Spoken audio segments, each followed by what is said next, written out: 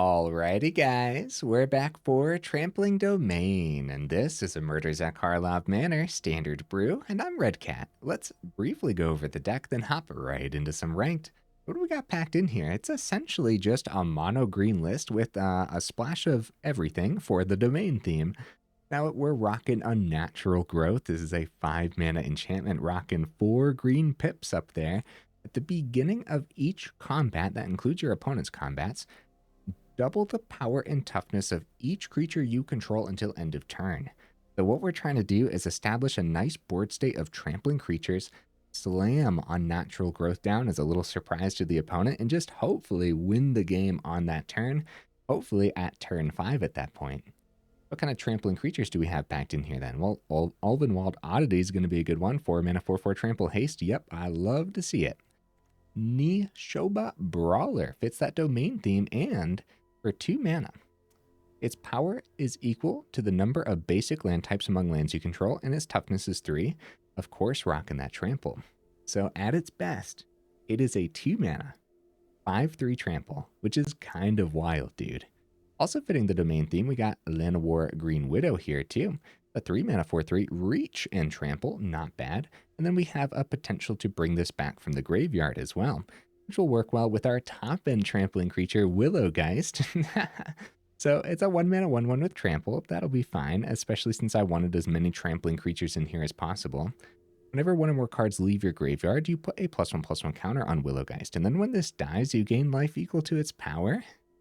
Willow Geist is actually pretty wild, dude. Like, seriously, though.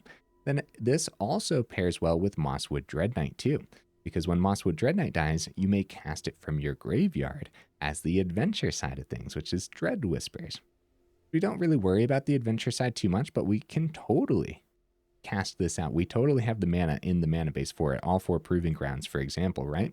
Yeah, since we're splashing in for all the domain anyways, it makes sense to go ahead and splash for Iconoclast as well. It has that kicker cost of a red to potentially give this haste and +1/+1 until end of turn.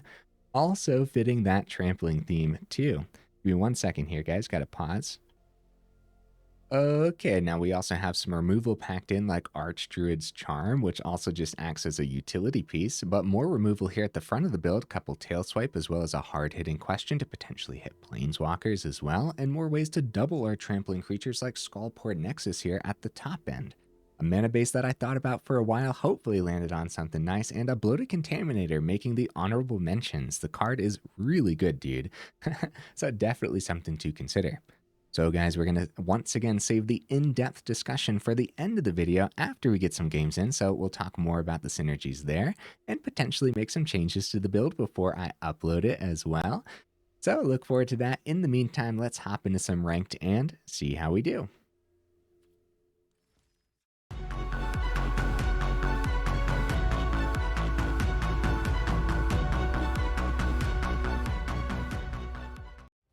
Okay, we'll see if we can get right into that first game. In the meantime, what am I expecting from the build? Dude, I don't know what to expect anymore, man. I've been really struggling to get victories, but I kind of want to have faith in this deck. I got some test games in with a little bit of a different version. I don't think I had the deck tracker open for those test games, luckily. I had to modify the mana base a little bit since that version, so hopefully it didn't count in the deck tracker. I want to believe in the build is what I'm getting at here. Putting us first, I don't mind this hand at all. We got a 1. Well, I think I'd rather get Jetmir's Garden down on 1, actually. Potentially see like an untapped source by 3 and then play a 2 and a 3 on this, or a 2 and a 1 on the same turn, right? Or Iconoclast with haste would be better. Yeah, Willow Geist is in an awkward position for this hand right now. Alright, get Jetmir's Garden down and established. We have a chance of seeing Brawler off the top too. Okay, it's going to be Llanowar Greenwidow. We can skip the 2 based on this hand. Just get another tap land down. See what we see on top. I will keep the mana and we'll go Willow Geist. Yeah, I don't mind seeing the 4th mana, even though it is a tap land. Willow Geist, like, isn't the greatest target. It's only a 1 mana. card, so like using a Go for the Throat on it. We also get to gain 1 life there too. It's gonna be a similar story for like Mosswood Dreadknight. It's like not the greatest thing to remove, you know what I mean? Also, another reason to keep that Underground Mortuary on top here is it will be the black source on the board, and we will have a complete domain for the mana already, so they do go ahead, drop a Go for the Throat on the Geist. Like I said, not the greatest, so I can only imagine there's going to be another Go for the Throat in their hand. I'm getting a Preacher of the Schism vibes here. What do you guys think? Let's see it, opponent.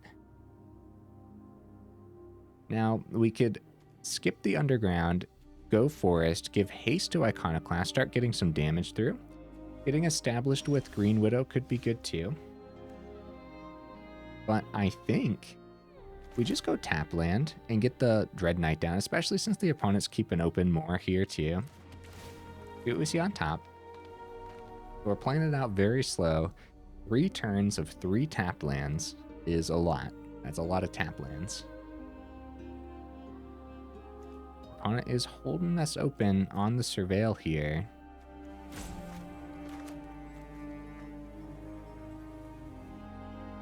Okay, Jetmir's Garden. I'm actually going to send, even though I don't mind seeing the 5th mana for the Well, yeah, we should be able to find more mana. I'm going to send the Garden. I kind of just want to see more overall. Get the Dreadknight down. Potentially, right? And again, Go for the Throat on Dreadknight just, like, isn't the greatest for the opponent. I will likely go for that draw and just get another 2 mana thing down. Charm's utility is so great, guys. Opponent, are you there, buddy? What's going on? They must have some tough decisions. They end up not doing anything for their turn. I suppose saving that removal for something more significant then.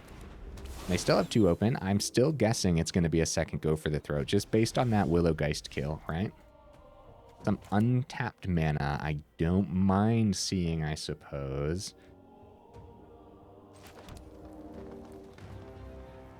I think a hasty Iconoclast. I think it's time, right? Time to get some extra damage through. A hasty Iconoclast warrants the Go for the Throat out of the opponent's hand too, so we'll see if that actually happens. We still don't know what the opponent's playing, but based on the Celestis, we have to anticipate Rakdos mid-range. Second Go for the Throat, getting 3 through. And we are set up to play Unnatural Growth next turn, guys. Iron Crag. Oh yeah, dude. Rakdos mid-range. Geoldred. All right, well. So we don't have enough for the fight ability on Archdruid's Charm, which actually isn't a fight ability. Okay, tap land. So that would have been a little better last turn, but that's totally fine. All right, we just keep the pressure on, I suppose. We're going to get the Unnatural Growth down. See if they trade. I don't think they do. I think they take the 6 without any worries. They end up trading. A really good trade for us, man. Right? I think that's a terrific trade. Breach the multiverse. All right, here it comes. It was good ramp with Celestis and Iron Crag. Hopefully they miss, but I don't think they will. Well, actually, okay, Atali. Oh no. Oh no. Yeah, hopefully they missed their top end is how I should have worded it. Ulvenwald Oddity too. There's probably Atali, Oddity. They get to swing with. Hopefully they don't get like anything better than that from us, from the Atali. Because like they could totally see an Unnatural Growth, right? Burn down the house. Jeez, bro. Brawler? Okay. I think they're going to go for this swing. And just like that, this is heavily leaning towards the opponent now.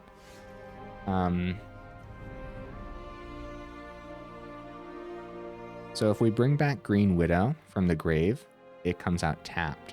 So Oddity, like, isn't bad, but it's only 8, and they have the blockers for days, and we just don't. You know what I mean? So if we go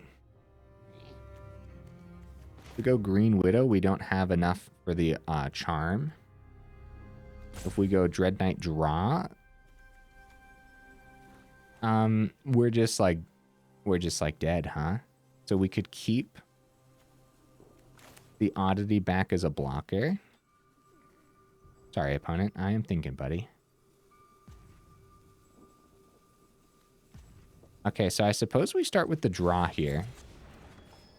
Okay, because there's a potential to see something. A second Oddity isn't terrible. And then we just go Green Widow as a blocker.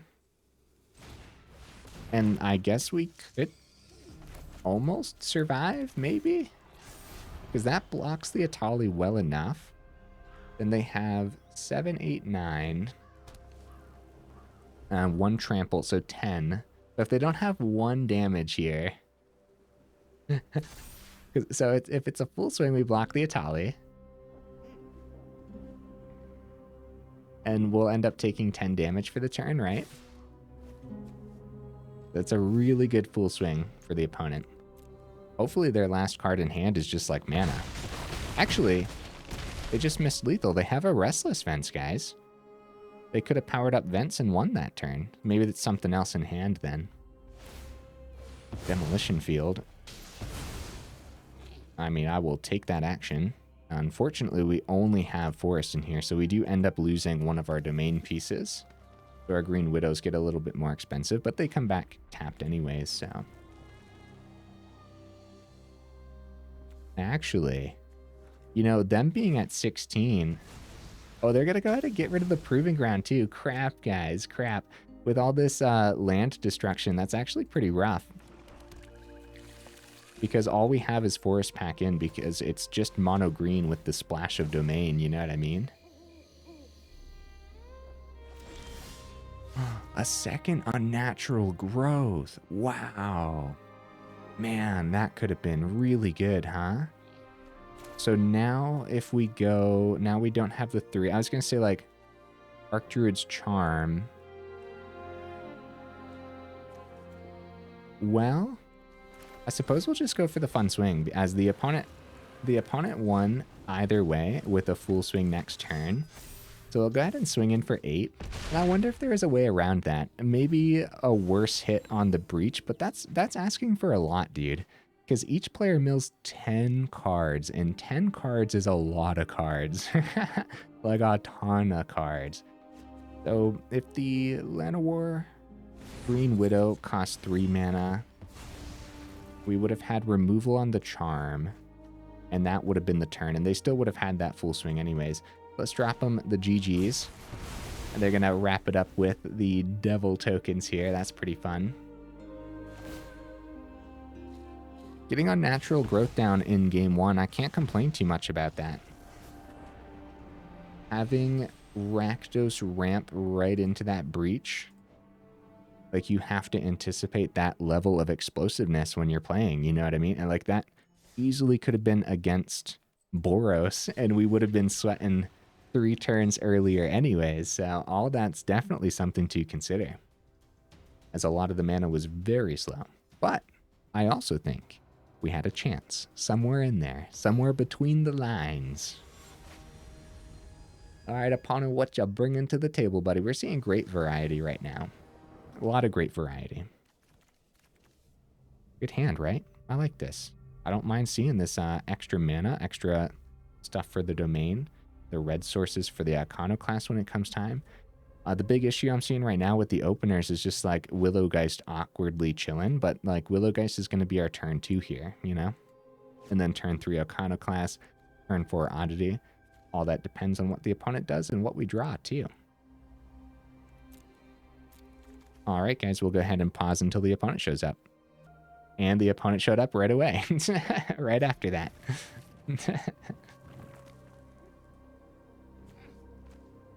So probably Xander's Lounge. That gives us the widest range of domain once the brawler hits the table. If we like see a brawler off the top, for example. Ooh, buddy. Boros, Boros, Boros. Could also be Jeskai. We're seeing Jeskai control pop up every now and then.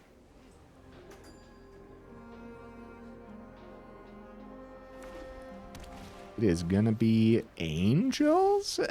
Hold on just a minute. Hold your horses there, opponent. What the crap?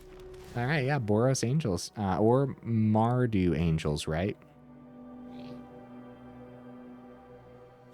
I shouldn't send any creatures as we have too much land in hand right now. I shouldn't send any of the creatures. A Green Widow would have been cool to send because we could have brought it back. But like it's probably going to die anyways, you know what I mean? We have to anticipate a lot of removal from the opponents. So just like having that to play and say, wait a minute. I didn't have my turn 2 Willow Geist because I played Xander's Lounge in anticipation to get more domain. Why did I do that, guys? That's a little silly. I don't mind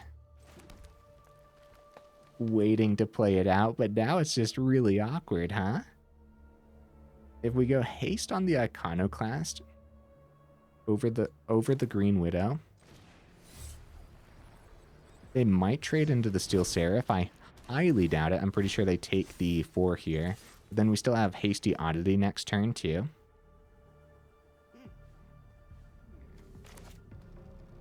Yeah, we'll see what they end up doing. Like the trade's really good for us is what I'm getting at. Down to 18. We're in danger, bro, as we have none of our removal in hand. Very silly of me not to actually get the turn 2 Willow Geist. Like I was like, oh yeah, we'll have turn 2 Geist, and then I didn't play into it at all with the mana. So definitely something to consider there. Oh, okay. Now this is what I'm talking about. Man, I just got done saying we're seeing great variety. Look at the opponent, dude. Oh man, it's so hard to be like mad at the opponents. This is very, like, this is awful, dude. There's like, there's no way around this 6-6 in the air right now. But good game opponent. That's actually, that's quite the lineup. I mean, seriously. Resplendent Angel too. Oh man, do we gotta visit some Boros Angels, dude? I think so. You like, a few times angels have popped up in like the last week, and I get so excited. Oh, we do have reach, but we are forced to block take 6, so we actually do survive the turn thanks to Green Widow. Surprisingly there, right? Like, I thought we were gonna die that turn for sure. Oh, Lightning Helix. Well, there it is. That'll do it, right? Yeah, dude. Let's take a look at this card real quick here. How do we pronounce this? Aurelia. Yeah, we'll go with that. The 5 mana has Flying, Vigilance, Haste. It was getting that lifelink from the Steel Seraph, right? So whenever a player attacks with 3 or more creatures, you draw a card. Whenever a player attacks with 5 or more creatures, the law above deals 3 damage to each of your opponents and you gain 3 life. So looks like they're just using this as a very efficient creature with a lot of keywords and not worrying too much about like spamming other creatures onto the board, right? But it also could have been a build, like an angel build that's running Wedding Announcement, for example, too, as like a 4 of. Oh, that sounds sick, dude. Oh, we got to put that together. Yeah.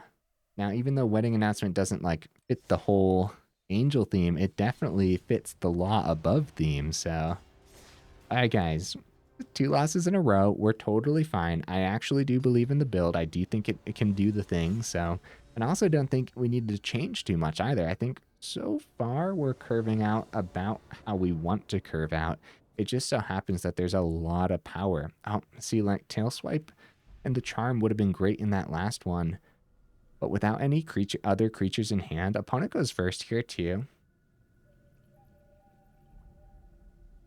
And this should be good. What are we going to draw an early creature? Let's try it. We might have to grab a creature on the Charm, which would be pretty bad. Nexus. Tail Swipe available, but no creatures, so. Second mana comes down. Nothing from the opponent. Let's see if it's going to be... Oh, I was thinking with Selesnya it could have been like reinforcements, right? Resolute reinforcements. Bro, there's no way we're up against more angels, right? For real?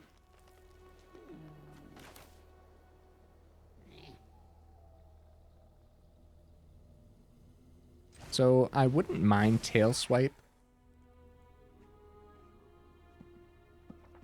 Okay, I was going to say I wouldn't mind saving the Tail Swipe for next turn. So that way we could actually swing with a bigger creature. But taking care of their angels on curve is pretty good, right? I think so. And like, we're getting ready actually here. At the beginning of your upkeep, investigate once for each opponent who has more cards than you. Maybe Lightning Helix on the Brawler. Okay. Okay, interesting. Right into the Oddity, right? And like, no questions about it. Hopefully it escapes some of their removal for the turn. Because if it does... Okay, Steel Seraph. Dude, we're up against more angels, and I'm surprised by that. We have the 5th for Unnatural Growth, guys. We should do it, right? We should totally do it. But Charm deals with the Seraph, which deals with a little bit of the life gain. This is so much cooler, though. We got to get this growth down, man. All right, let's go. Now that that's on the board... I don't like how the opponent looked at their hand there. That felt like enchantment removal, and I'm scared about it now. Like, you know how it highlights over the hand and everything when you mouse over? Like, as soon as we played Unnatural Growth, they moused over their hand, and it feels like a get lost now. They'd have some tough decisions if it's not enchantment removal. Because more blockers just, like, isn't the greatest.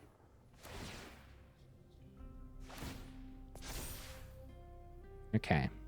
So it's going to be lifelink. It does look like they're going to swing here. And vigilance as well. Okay, very nice. Back up to 13. Willow Geist. Okay, so what we want to do is we probably want to go Charm. Pop one of the Steel Seraphs. We'll still have 2 open. Take one of these out. And then once the Oddity doubles, Nexus will only cost 2. Very nice. This is good. This is good stuff, man. Skullspore Nexus comes down. That's sick, dude. So now if they kill the Oddity, we will get a nice little replacement dinosaur. Now, of course, it does say die, so they could still exile Oddity quite successfully. GG opponent. Wow. I was, based on the colors and based on the angels, I was expecting much more pushback there. So they must have been missing some key pieces of removal in their deck, or they opted for removal that could also hit the opponent's face, like all 4 Lightning Helix, for example, maybe some other burn packed in as well. So yeah, cool. Our deck did the thing. Let's keep the ball rolling. Maybe we can get this above a 50% win rate, right? So far, like, the curving out and the draws have felt relatively okay, right? Like, everything... So Brawler's going to be a little weak until we see some of our dual lands. We can't complain about this hand, though, can we? We'll just wait on Brawler and play Iconoclast instead. Okay. Cool. So we'll get that swing. Iconoclast comes down. Yeah, I was going to say, like, we could bet on seeing some of our dual land, but, just getting the 3-2 down seems a little better to me. Okay, unfortunately, taxing our Charm with the Thalia, but, I mean, eventually we'll be able to hit that. We full swing, they take out Iconoclast quite successfully. We just, like, take the turn to set up, and I am going to save the other Iconoclast back for now. And hopefully we see mana off the top. Yeah, the Thalia tax on the charm is rough. Or a different type of removal too, right? Catilda. Dude, we up against... Is this 5-color humans? Oh, this is going to be so cool, opponent. Okay, we do find that mana. But a little bit awkward here. We have a better swing. Still going to set up with that Iconoclast instead of waiting for the haste too.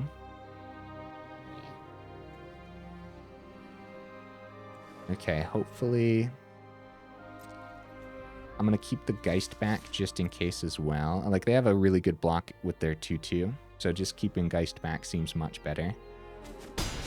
Okay, down to 13. We're going to get that other Iconoclast down.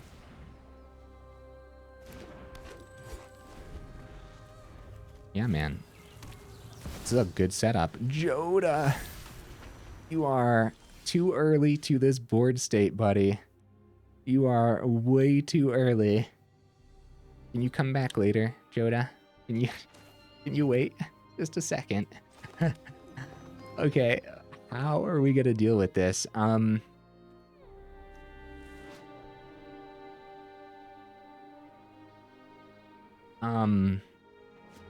are we gonna deal with this, dude? Because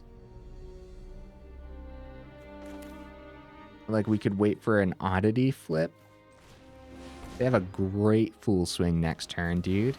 And it could get worse. Oh, no. Dude, yeah, I don't think we could swing there, right? We would have lost 3 creatures, no problem for the opponent. 3 of our best creatures, we'd have 2 remaining, and then we would have died. So yeah, we definitely couldn't have swung, but like, what could we have done with Charm? Because all their legends are going to continue to get buffed. Denick is what they hit on the Joda, so that's lifelink. And in Pakao, they're still playing stuff, guys. They hit a Kellen off of the Joda. Oh no, dude. I think you could successfully full swing opponent. I don't think... They do not full swing. Let's go ahead and chump the 10 and take 10, right? And we'll chump with the Geist, and then we actually end up gaining a life off the Geist as well. Is there a way, like... Is there a way to take care of that Joda in this build that I'm just not thinking about right now? Oh, wow, Unnatural Growth. Honestly, it wouldn't have even helped us keep up, which is really something to think about. It costs 6 mana because of the tax on the Thalia.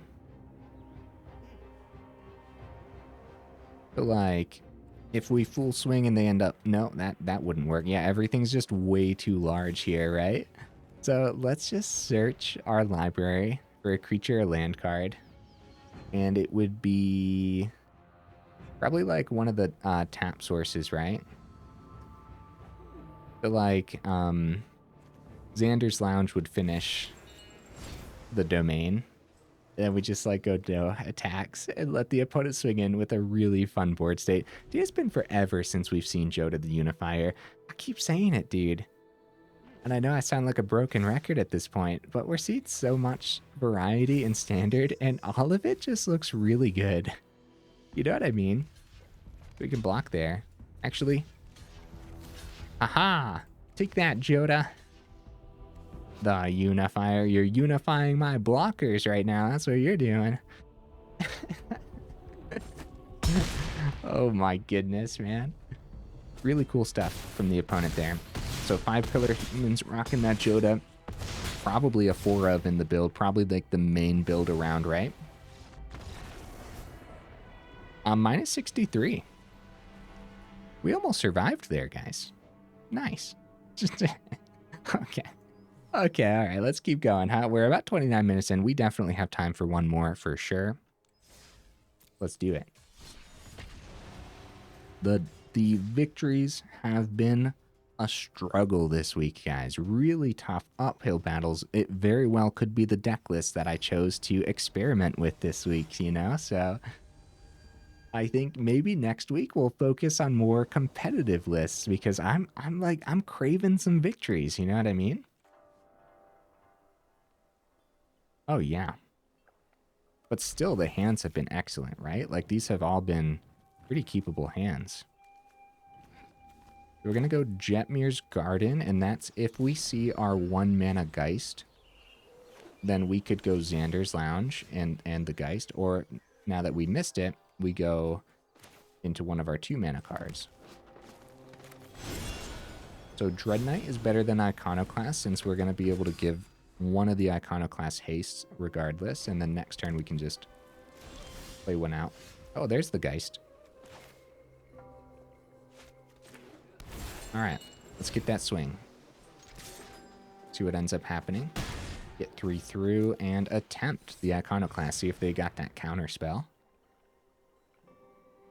No More Lies hitting an Iconoclast isn't terrible for us.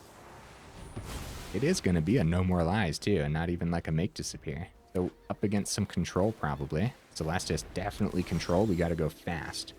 Got to go fast, got to go now. So Iconoclast. All right, buddy. Opponent's down to 10. Not terrible. Could you imagine if that other Iconoclast would have landed, too? We'd have a wild board state. We can always cast Dreadknight back. Proving Ground isn't terrible. We're going to start with the draw. Well, Geist. Draw. Counter on the Geist. It's going to be an untapped source, too. So if we had like an extra... We had like another 1-mana card. Would have been an option. Going back up to 11 because Celestis is awesome. Faithful Mending in this list. Tail Swipe.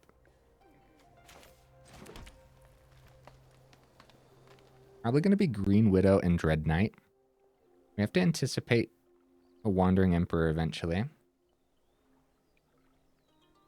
For some reason, I'm feeling like it's not a Wandering Emperor right now. But I still don't want to play Oddity for the turn. We're going to start with the swing on Willow Geist, see what happens.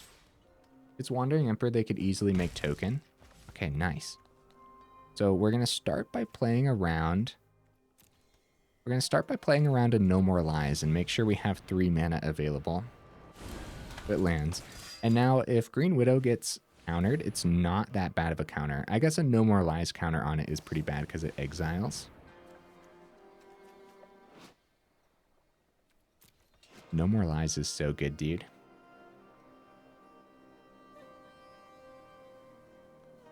Yeah, they could find the counterspell for the Llanowar Greenwidow. Like, I want to say Llanowar Loam Speaker so bad every time I read that.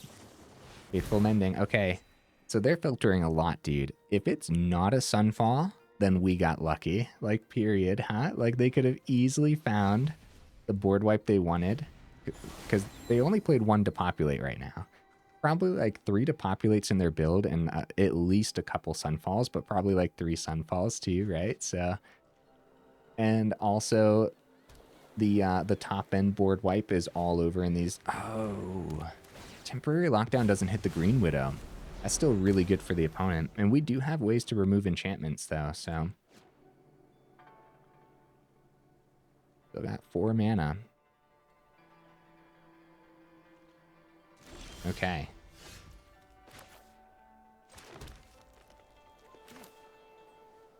So hopefully No More Lies doesn't hit Oddity, but we have to try the Oddity, dude. Like, we have to go, you know what I mean? We have to do the thing. It lands. We have 8 on the board, guys. Let's attempt that swing and hope that it's not a Wandering Emperor. It is going to be a Wandering Emperor. So it's Oddity for sure. Anyone who harms my people must contend with me. So we do have Tail Swipe. I am almost sad to see you go. Oh, Tail Swipe doesn't hit Planeswalkers. That's right. That's the other one. And that other one is Sorcery Speed too. The hard-hitting question hits Planeswalkers. Oh, to populate. Well, I think we had to still try it, right? Like, we still had to put the creatures down. Other words, it was going to start leaning towards them even further. Unnatural Growth is so good. Oh, man, we got to try to set up, though, with Greenwidow first. And then have Unnatural Growth be a surprise. So now when this would leave, it gets exiled. They go back up to 11, unfortunately. Celeste is helping them filter. Be March of the Otherworldly Light. They're feeling pretty confident with their removal if that's their discard. See you later. They pop the Wandering Emperor. I don't even think that's bad for us, right? Like, yeah, we lose our... Ooh, Jace. Yeah, we lose our creature, but, like, that was actually surprising to me. Because that could have continuously generated value for them. Like, they could have kept that March, for example, to remove the Green Widow. All right, it's no longer a surprise, and if it's a counter, I guess it's the opponent's, right? Okay, nice. So I guess technically we could still be in this. We have hasty creatures, we have Iconoclast, we have Oddity, right? We have ways to grab our hasty creatures like the Charm, and the Charm could always pop the lockdown too, giving us a couple creatures back. Going for the mill here. Let's see what we hit. All of the Green Widows. Oh man. Oh man, this would be so good if we hit this. I got a draw here though, unfortunately. Yeah, if we can, dude, this is gonna be wild. Okay. Oh, nice. 1, 2, 3. Right, so we go Willow Geist. Yeah, they stocked up their hand really nicely, unfortunately. So I really doubt we're gonna get there. But you honestly never know. And we've had wild comebacks in the past. Look at how sustainable this is. Really, all thanks to the opponent's mill, but still. Willow Geist was such a good draw there. If the opponent has the rest of the mill they need for the turn. Farewell. They are not playing around, dude. They are not playing around at all. Is there anything we could see? They exile our graveyard as well. The Charm. Guys, they still have 4 mana open though, so it could be another Wandering Emperor. At that point, it would probably be... See, we get 2 cards if we pop Lockdown. Or we could grab what's left in our deck. Is our deck tracker actually going to come in handy here? We have 1 Oddity remaining. We could grab Oddity and then let it get exiled by Wandering Emperor, right? All right, we'll go Lockdown and see if it even lands. It might... Okay, it does land, so we do get a couple creatures back here. That's probably better than grabbing Oddity and then just letting them exile it right away, right? It's gonna be Memory Deluge. I'm sticking this one out, dude. I do think it's the opponent's, but like, I guess like we could top deck Oddity. What if they miss removal for our creatures? Okay, Iconoclast, crap, that would have really come in handy too, right? Actually, Iconoclast. Oh, temporary lockdown number 2. Oh, man. This has been brutal, dude. No targets for the tail swipe. Thran Portal off the top. What do I want to call here with it? Go Swamp. I doubt we're going to be using that Thran Portal this game, but they're also missing that last little bit of mill, so they're searching for that last Jace, I would assume, to get that last bit of mill through. What happens with these control lists that have mill as the main strategy? They're running like 3 Jaces, and then like if they end up, there's the Jace. If they end up missing, where's that card? If they end up missing the Mindbreaker, for example, then they can go like Jace 2 turns in a row, or Jace 2 times on the same turn, right? Good game, opponent. All right, guys. Deck win rate, 20%. Woo, woo, buddy. Let's go ahead and go over the deck one more time here. I don't even know what I want to change because it like drew really well. It just wasn't fitting the... Hold on, let me get the deck actually up before I start rambling about it, right? All right, here's the deck list again, guys. It was like drawing really well. It was doing its own little thing.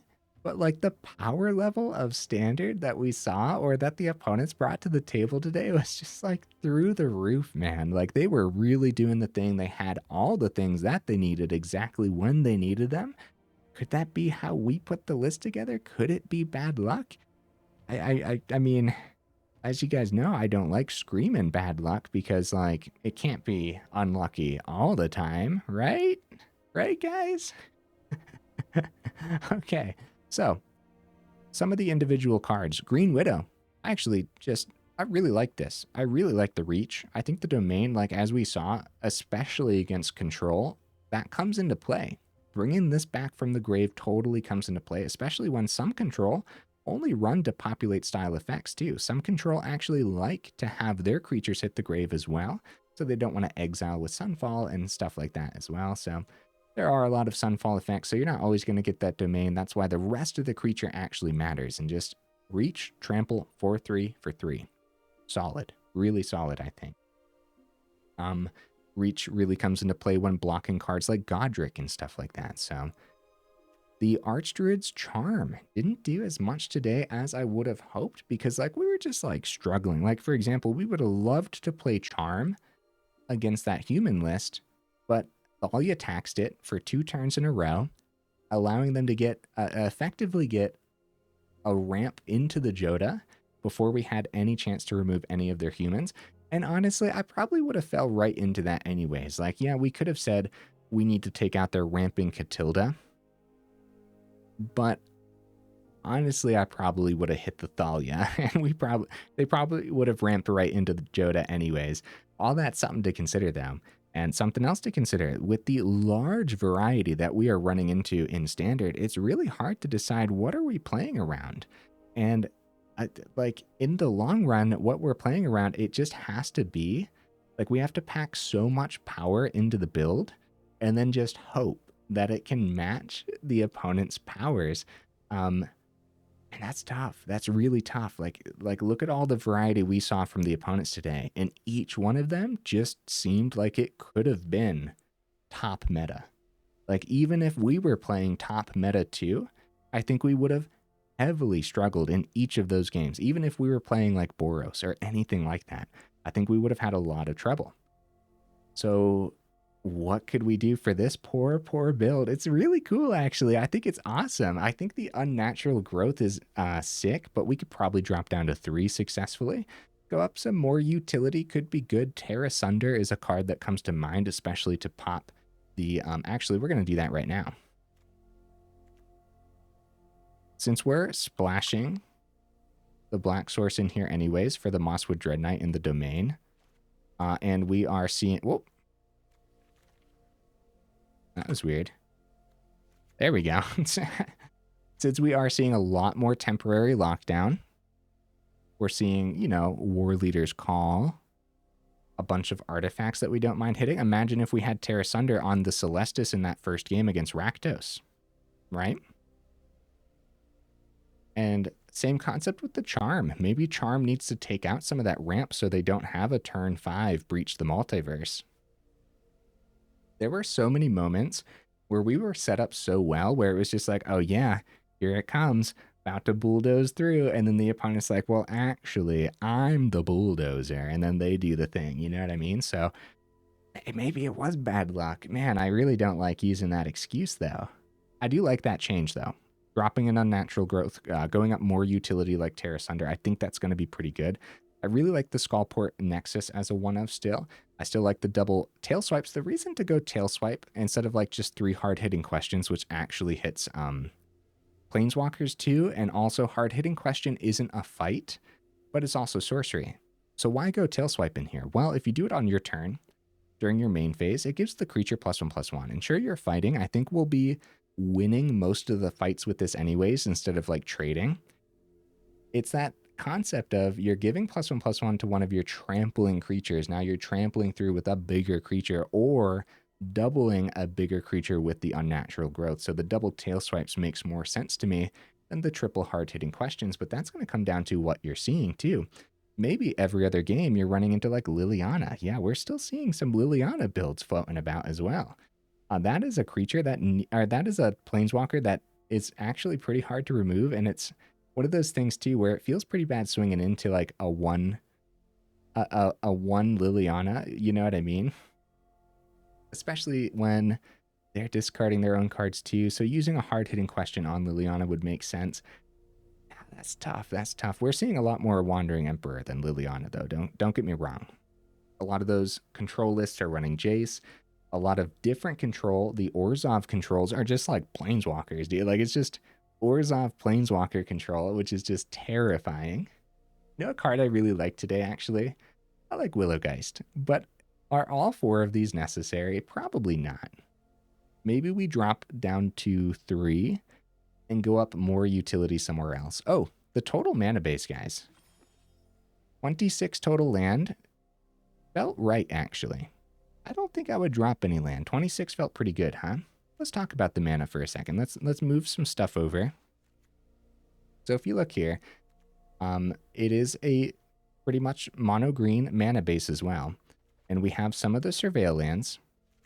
We have our Proving Ground, which casts all the things that we're splashing. Splash of red for Iconoclast, a splash of black for Dreadknight, and now also a splash of black for Tear Asunder too, right?